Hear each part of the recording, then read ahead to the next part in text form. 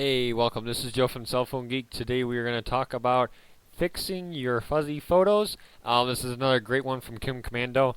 I get a lot of articles from her, and she's a great lady, and she's got a lot of good information. So I like to pass it on to all of my followers and everybody that watches my videos here on YouTube and everywhere else that you may be watching this. Thank you for watching. So I'll put the link in the description down below on where this exactly is online. And there's a question here. They're asking, they try to take pictures and they're fuzzy, so they can't print them off. They're using their smartphone and they even use a regular camera. But whenever they try to print stuff off, it's always fuzzy. So when they take it, it's fuzzy, the images. So her answer is, you should be okay sticking with the smartphone. And the guy's name was Fred. Most smartphones on the market today have cameras good enough for basic use. Pardon me. So when you're taking a picture with your smartphone, you should have good enough quality where you'll be able to print it off, and it shouldn't be blurry. So then she also says, blurry photos usually have less to do with the camera quality and more to do with the shaky hand. I don't think you need to change what you're shooting with, just how you're shooting. So you don't need to go out and buy like a $5,000 digital camera or something, or a regular camera, which there's not too many regular cameras. But anyways, it's more to do with the shakiness when you're taking the picture. A lot of people shake. Even if you only shake a little bit, it's enough to offset the camera, and you will have shaky pictures. So to help prevent your shoots, check out my essential guide to take great photos. And don't let the camera on the cover fool you. It can help you take awesome pictures with your smartphone too. You won't have to worry about the blurry smartphone photos ever again. So there's a link here you can click on and go there. I'm going to open another tab, and we're going to go here to the next page of the article. I love articles. I get a lot of good information out of them. It's a great resource. It's what I like to read, better than reading a novel to me. Also, it says the ebook won't fix your current blurry photos, but there are plenty of tools you can use to take care of those. Okay, so that link to click on, that open up another page for me, is just an ebook, so you read it and it tells you how to prevent blurry pictures in the future when you're taking them, so you don't have shaky hands, how to prevent shaky hands. But your current blurry pictures, that's not going to help you with. But there is other ways you can fix your blurry pictures. Like the latest version of Photoshop comes with an amazing unblur feature. However, it comes with a huge price tag as well. There's much cheaper programs that will work once you figure them out. So she's saying that the new Photoshop program out there from Adobe has an unblur feature. So if your picture's blurry, it'll unblur your picture.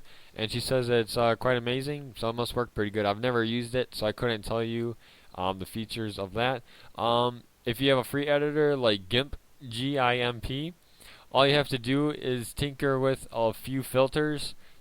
So then, like, if you go and select layer from the top toolbar and then duplicate layer, this will create a copy of your photo so you can compare changes. Then you want to go to filters, enhance, sharpen. Pardon me.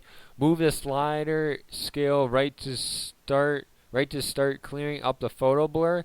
Don't take it over too far, or else it will add abstracting noise to the photo. There's also a blur sharpen tool in the toolbox that can help you. GIMP is the best at fixing photo blur, but it may be a little difficult for a beginner. There are also a host of web-based photo editors that have much more intuitive blur fixing features. Both of these fixes require you to have the photos on your computer. Of course, it isn't difficult to put smartphone shots on your computer, but you can try to fix photos on your phone too. So there is software for your computer that you can buy, like Photoshop, or free software, like open source software, like GIMP, or there's even websites you can go to where you can edit your photos. And now there are apps that you can install on your smartphone, and you can edit your pictures on your smartphone as well. So you don't have to try to transfer the picture to your computer to unblur a picture. So you can take a picture, and if it's blurred, you can fix a picture right there on your phone, and then you can send in a multimedia message, or send an email, or send it to your printer, or bring it to the store and send it to their printer and print it off, which is pretty neat. One of the apps is called Perfectly Clear, with fixed mirror imperfections like blur and low light right from the phone. Pardon me. So that's kind of cool. The program here clears it up.